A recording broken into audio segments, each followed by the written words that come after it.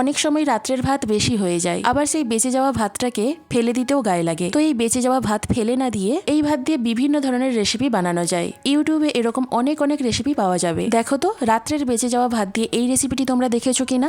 না, কখনো দেখোনি, কারণ আমি এটা আমার নিজের মন থেকে বানিয়েছি আর একদম নতুন বানিয়েছি। চলো দুর্দান্ত এই রেসিপিটি শুরু করা যাক। গত রাত্রের একটু ভাত বেশি হয়ে গিয়েছিল, তো গত রাত্রের এই বেঁচে যাওয়া ভাত দিয়ে আমি দারুণ দুটি রেসিপি বানাতে চলেছি। আর এর জন্য প্রথমেই কি করব, বেঁচে যাওয়া ভাতটা বেটে নেওয়ার জন্য মিক্সিতে দিয়ে দেব। ভাতের পরিমাণটা এখানে 1 কাপের থেকে একটু বেশি ছিল, তো ভাতের সাথে মিক্সিতে দিয়ে দেব 1/2 কাপ টক দই আর 2 টেবিল চামচ বেসন। সবকিছু প্রথমেই মিক্সিতে একবার ঘুরিয়ে নেব। এরপর ভাতটা আধা আধা ভাঙা হয়ে গেলে একটু পানি দিয়ে আবারও ভাতটাকে মিহি করে বেটে নেব। এইভাবে দুবার করে বাটলে বাটাটা খুবই ভালো হয়। এই বাটাটা যতটা ভালো হবে, এটা দিয়ে আমি যে রেসিপিটি বানাবো সেটাও কিন্তু খুবই ভালো হবে। তো ভাত বাটা আমার একদম কমপ্লিট। দেখো বাটাটা কত সুন্দর হয়েছে। এরপর এই ব্যাটারটাকে একটা পাত্রে ঢেলে নেব। তো মিক্সির মধ্যে অনেকটাই ভাত বাটা লেগেছিল, তো মিক্সির মধ্যে একটু পানি দিয়ে ধুয়ে সেটাও নিয়ে নিলাম। এরপর ভাত বাটার মধ্যে দিয়ে দেবো 1/2 চামচের মতো গোটা জিরে, একটু বিট লবণ আর স্বাদ মতো এমনি লবণ, আর দেবো 3 চামচের মতো সুজি। ভাত যেহেতু অনেকটাই হালকা, তাই এর মধ্যে বাইন্ডিংটা একটু বেশি করে দিতে হয়, আর তাই আমি প্রথমে ভাতটা বাটার সময় বাইন্ডিং এর জন্য বেসন দিয়েছি আর এখন আবার সুজি দিলাম।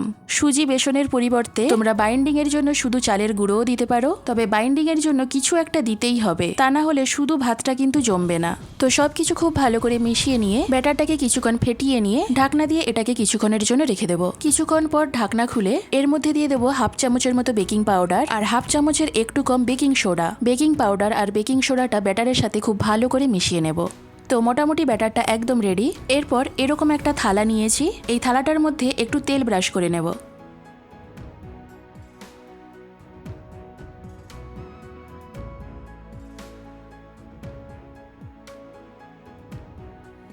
এরপর ব্যাটারটা এর মধ্যে ঢেলে দেব।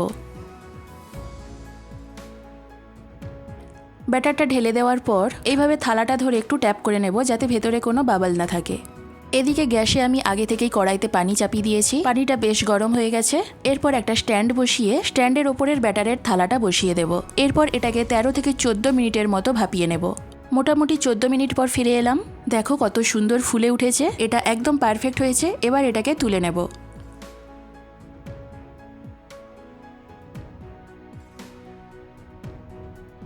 তুলে নেওয়ার পর একটু ঠান্ডা করতে দিয়েছিলাম, এটা একদম ঠান্ডা হয়ে গেছে। এরপর একটা ছুরি দিয়ে ছোট ছোট পিস পিস করে কেটে নেব। তো দেখেই বুঝতে পারছো এটা কতটা নরম হয়েছে, একদম কেকের মতো সফট হয়েছে। যেহেতু এটা অনেকটাই সফট, তাই কাটতে কাটতে হয়তো একটু ভেঙে যেতে পারে বা ছেড়ে যেতে পারে, এতে কোনো অসুবিধে নেই। বেঁচে যাওয়া ভাত দিয়ে তোমরা তো অনেক ধরনের রেসিপি বানিয়েছো, ফ্রাইড রাইস বানিয়েছো, অনেকে অনেক রকমই বানিয়েছো। তবে আজকে আমি যে রেসিপিটি বানাচ্ছি এটা একবার বানিয়ে দেখো, বললাম তো বারবার এটাই তোমরা বানাতে চাইবে। এরপর থেকে তোমরা ভাত একটু বেশি করেই রান্না করবে, যাতে ভাতটা বেঁচে যায়, আর বেঁচে যাওয়া ভাতটা দিয়ে এটা তোমরা বানাতে পারো। তো পিস পিস করে কেটে এগুলো একটা পাত্রে তুলে নিয়েছি। এরপর এর মধ্যে 1 চামচের মতো সাম্বার মশলা মিশিয়ে দেব। এই মশলাটা দেওয়ার জন্য এটা খেতে আরও টেস্টি লাগবে।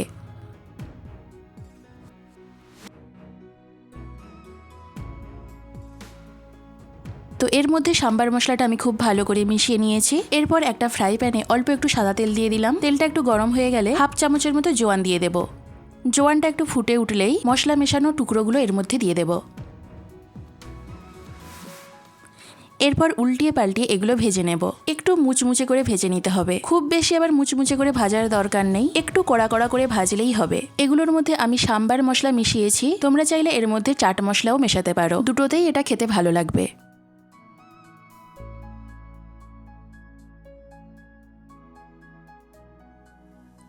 তো মোটামুটি এগুলো আমার ভাজা হয়ে গেছে, তো এগুলোকে এবার তুলে নেব।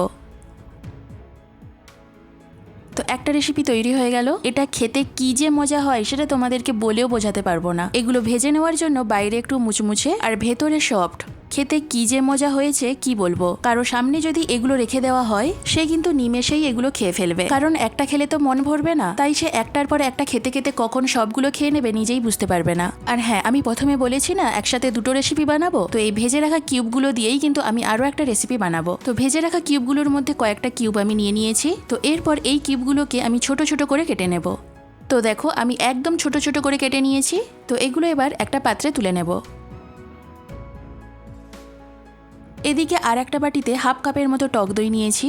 তো টক দইয়ের মধ্যে মিশিয়ে দেবো একটু চাট মশলা আর একটু বিট লবণ।